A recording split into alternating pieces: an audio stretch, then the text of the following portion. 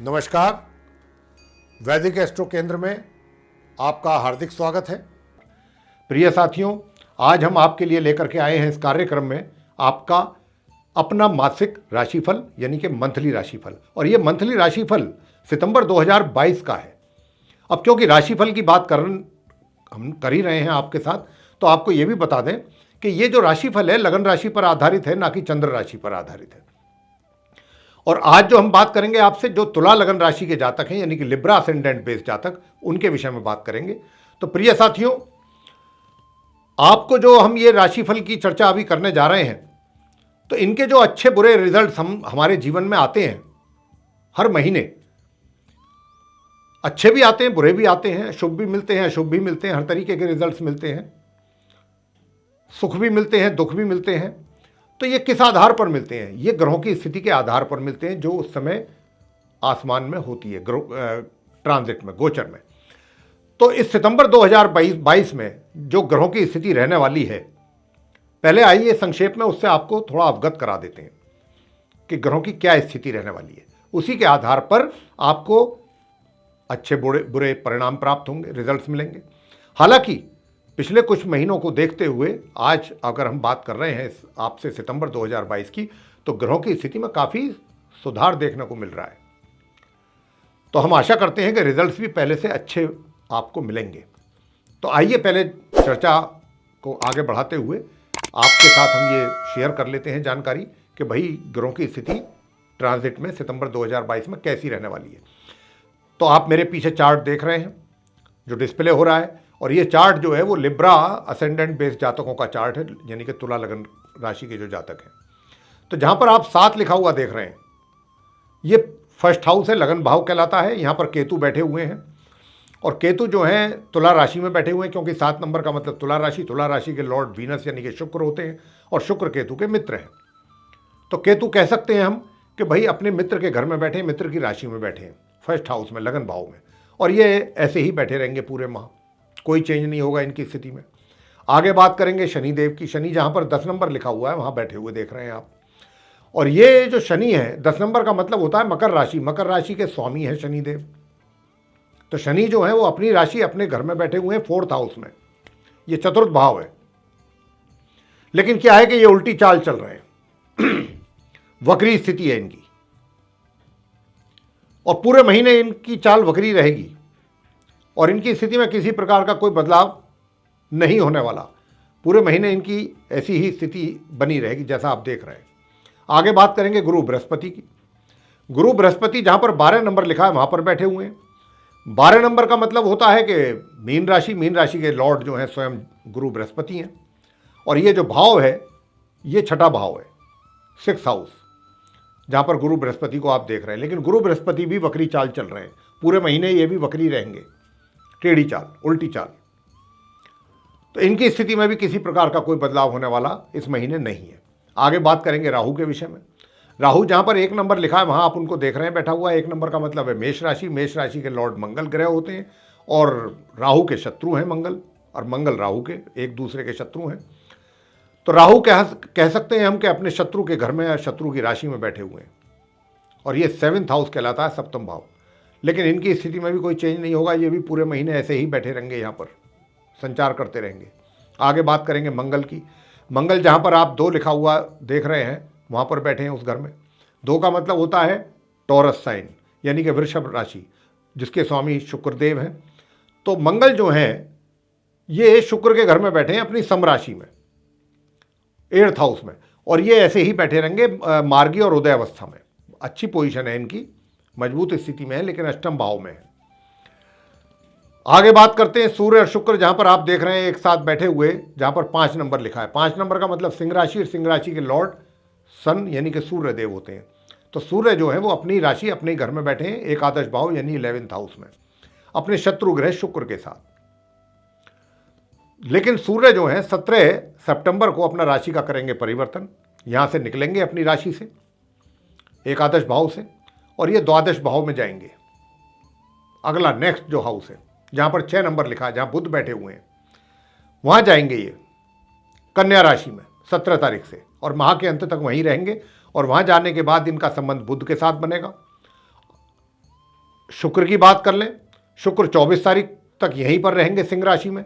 ये 24 को अपना राशि परिवर्तन करेंगे और 24 को यहाँ से निकल करके ये भी वहीं पर जाएंगे कन्या राशि में, जो इनकी नीच की राशि है। हालांकि मित्र राशि है, बुध इनके मित्र हैं, लेकिन ये राशि इनकी नीच की है, शुक्र की। तो यहाँ पर 3 ग्रहों का संबंध बनेगा 24 सितंबर से लेकर 30 सितंबर तक, सूर्य बुध और शुक्र का द्वादश भाव में कन्या राशि में 12th हाउस में। और बुध जो है प्रिय साथियों 10 सितंबर को ये भी उल्टी चाल चलना आरंभ कर देंगे, जो कि पूरे महीने इनकी वक्री चाल रहेगी उल्टी। और 17 सितंबर को ये अस्त हो जाएंगे बुध, लेकिन 29 सितंबर को महीने के आखिर में जाकर के ये उदय होंगे। तो ये ग्रहों की स्थिति रहने वाली है साथियों।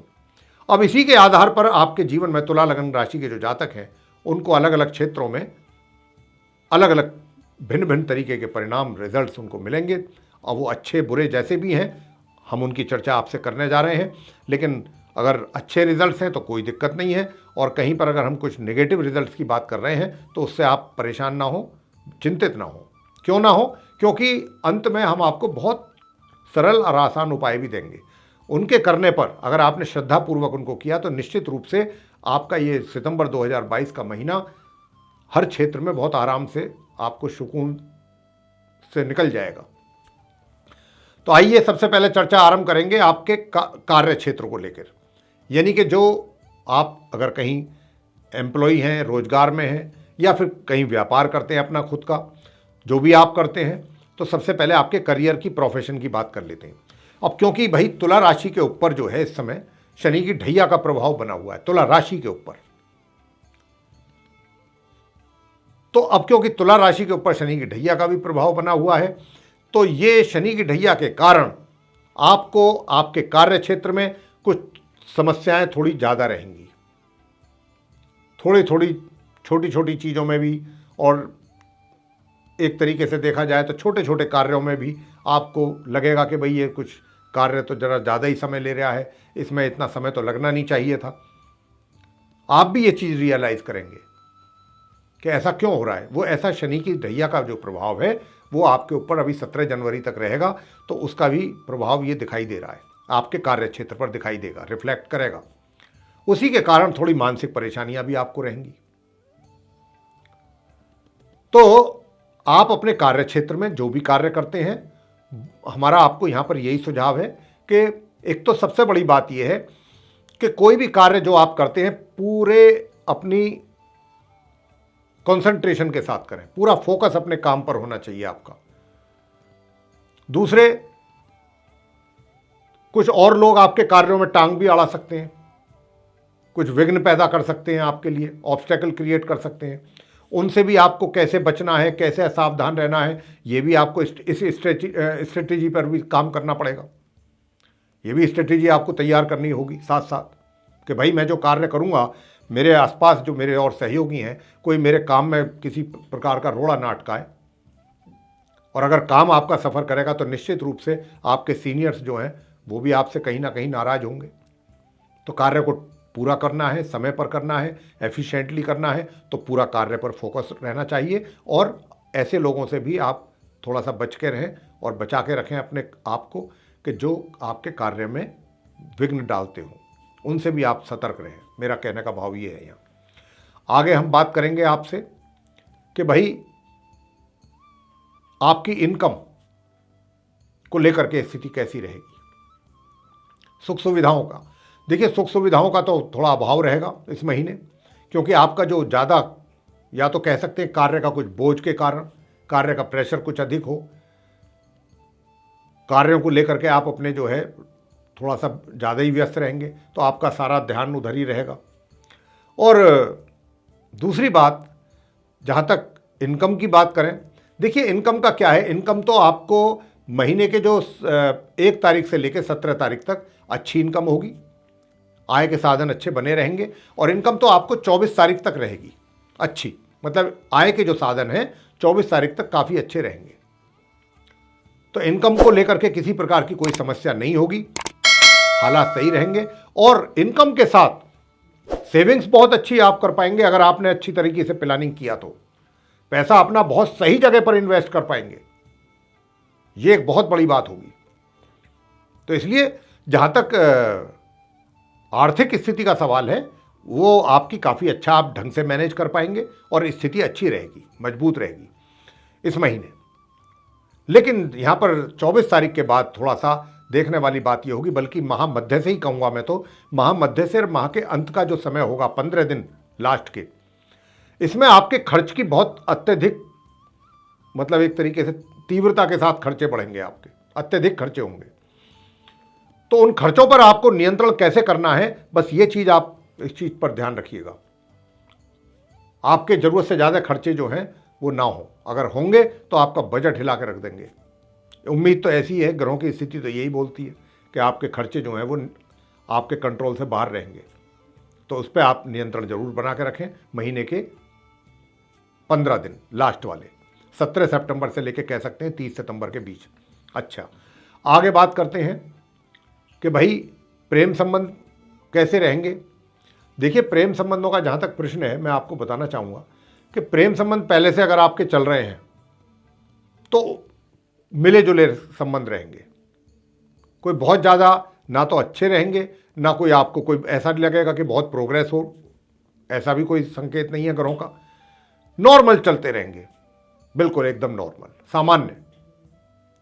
और बीच बीच में हो सकता है कि कभी कभी थोड़ा सा एक्साइटमेंट आपको अपने रिलेशन में महसूस हो, लेकिन कोई प्रोग्रेस कोई हो और कोई विशेष प्रोग्रेस हो, इसकी संभावना मुझे नहीं लगती। जहां तक विवाह का योग है, तो विवाह का भी कोई योग ऐसा नहीं बन रहा है सितंबर के महीने में कि आप अगर कोई प्लानिंग कर रहे हैं तो ऐसा कुछ हो। और वैसे भी चलिए, ये तो ऐसी बात है, वैसे भी चतुर्मास चल रहा है, देव सो रहे हैं, अगर योग बनता भी तो अभी शादी का, विवाह का तो कोई योग है नहीं अभी आजकल नवंबर तक। आगे बात करते हैं जो विवाहित लोग हैं, मैरिड पर्सन्स, मैरिड कपल्स, उनका कैसा रहेगा। भाई उनके लिए हम कहना चाहते हैं अपने जीवन साथी के स्वास्थ्य को लेकर के भी थोड़ा सचेत रहने की आवश्यकता है, और जीवन साथी के साथ तकरार भी आपकी चलती रहेगी छोटी छोटी बातों को लेके। हालांकि विचार जो हैं, वैचारिक तौर पे आप पूरे धार्मिक रहेंगे, धार्मिक विचार रहेंगे आपके तुला लगन राशि के जातकों के पूरे महीने। तो विचारों का अच्छा, आपका एक प्रकार से काफ़ी पॉजिटिव थिंकिंग रहेगी। उसके कारण जो है, सोच अच्छी होने के कारण आप चीज़ों को समझेंगे बेहतर तरीके से, और आपको कोशिश करनी, बीच बीच में हो सकता है कि माइंड कभी कभी आपका कुछ थोड़ा सा इधर उधर हो जाए डिस्टर्ब, और उसकी वजह से कुछ मुंह से निकल जाए आपके कोई ऐसा शब्द या कुछ जिसकी वजह से घर में तनाव हो जाए, तो उससे थोड़ा बचिएगा। आगे बात करेंगे पारिवारिक संबंध। पारिवारिक संबंध इस महीने, सितंबर के पूरे महीने बहुत ही अच्छे पारिवारिक संबंध रहेंगे साथियों। परिवार का भरपूर सहयोग आप प्राप्त कर रहे हैं तुला लगन राशि के जातक। आप भी अपनी परिवार के प्रति जो जिम्मेदारियां हैं बखूबी उनको फुलफिल करने की कोशिश आपकी बनी रहेगी, पूरी सिंसियरिटी के साथ, ईमानदार, ऑनेस्टी के साथ। तो परिवार के लिए आप पूरा कमिटेड रहेंगे, डेडिकेटेड रहेंगे, और परिवार के सदस्य भी आपके साथ, तो आप पूरा एंजॉय करेंगे परिवार की जो लोग हैं उनकी जो कंपनी है इस महीने। शिक्षा की बात कर लेते हैं, छात्रों को लेके मिले जुले रिजल्ट मिलेंगे छात्रों को, विशेष रूप से 17 सितंबर तक, 1 सितंबर से लेके मिले जुले परिणाम की प्राप्ति होगी, और 17 से 24 तक कुछ अच्छे रिजल्ट्स की उम्मीद है, और 24 के बाद सामान्य रिजल्ट्स। तो इस प्रकार के परिणाम आपको प्राप्त होंगे। जो हायर एजुकेशन ले रहे हैं छात्र, उनको अपनी एजुकेशन से रिलेटेड जाना पड़ सकता है कहीं, अगर विदेश वगैरह जाना चाहते हैं तो वहाँ पे पढ़ाई पूरी करने के लिए, या एडमिशन लेना है, या आगे की कोई हायर स्टडी और भी आगे कुछ करना है, तो उसके लिए योग बनेगा उनका, और ये योग बनेगा महामध्य से, तो ये आप जा सकते हैं। आगे बात करेंगे हम संतान की। संतान की ओर से भी माता पिता को कोई बहुत एनकरेजिंग रिजल्ट्स मिले इस महीने, इसकी संभावना तो बहुत कम है, बहुत कम है। लेकिन हाँ, फिर भी हम ये कहेंगे कि माह के आरंभ से और माह के मध्य तक संबंध जो हैं, मतलब संतान की ओर से जो भी आपको रिजल्ट्स मिलने वाले हैं, वो सामान्य से मध्यम के बीच में मिलते रहेंगे, और उसके बाद सामान्य रिजल्ट्स मिलेंगे। अब बात करते हैं अंत में स्वास्थ्य की, कि स्वास्थ्य कैसा रहेगा। देखिए, स्वास्थ्य आपका, मुझे सब कुछ फिर भी काफ़ी ठीक है, लेकिन ग्रहों के आधार पर मैं ये बात कह सकता हूँ कि स्वास्थ्य को लेकर के मुझे थोड़ी चिंता हो रही है। ऐसा कुछ घबराने वाली बात नहीं है, लेकिन स्वास्थ्य आपका नरम रहेगा और विशेष रूप से पेट से संबंधित रोग आपको ज़्यादा परेशान करेंगे। तो प्रिय साथियों, स्वास्थ्य को लेकर, अपनी हेल्थ को लेकर के बहुत कॉशियस रहिएगा। अब केयरलेस ना हो, लापरवाह ना बने अपनी हेल्थ को लेके। अपना जो रूटीन है वो बिल्कुल परफेक्ट रखें, खान पीन का ध्यान रखें, समय पर खाएं पिएं, सोएं, आराम पूरा करें, जो भी चीज़ की ज़रूरत है शरीर को उसके हिसाब से, और अपना समय समय पर चेकअप भी कराएं। अब ये तो बात रही आपके मंथली राशिफल की। अब आपको वो छोटे और सरल उपाय आपको बताएंगे कि वो कौन से उपाय हैं जिनके करने पर आपको शारीरिक लाभ भी मिलेगा। सबसे पहला तो ये है कि गुरु बृहस्पति की पूजा जरूर करें आप, केले के वृक्ष के तौर पे, यानी कि बृहस्पतिवार के दिन केले के वृक्ष की पूजा जरूर करें, स्वास्थ्य अच्छा रहेगा। दूसरा, मंगलवार के दिन हनुमान जी को प्रसाद चढ़ाएं, बूंदी का या मोतीचूर के लड्डुओं का, और हनुमान चालीसा का पाठ भी जरूर करें। तो आपकी काफ़ी समस्याएं सॉल्व होंगी। और सूर्य देव को जल जरूर दें स्नान करने के बाद। बस इतने छोटे छोटे से ये 2-3 उपाय करें, बाकी सब आपके लिए, ये आपने किया तो सब कुछ नॉर्मल रहेगा।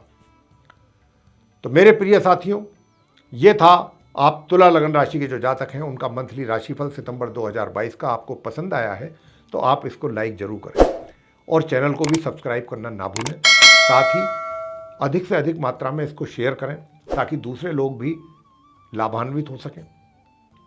और यदि आप चाहते हैं कि हमारे जो वीडियोस हैं आने वाले टाइम में जो बनने हैं, जो शूट होने हैं, वो भी समय रहते आप तक पहुंच जाएं, उनकी नोटिफिकेशन भी आप तक पहुंचे, तो फिर आप जो ये बेल आइकन देख रहे हैं इसको जरूर पुश करें। इसी के साथ बहुत बहुत धन्यवाद। जय माता दी।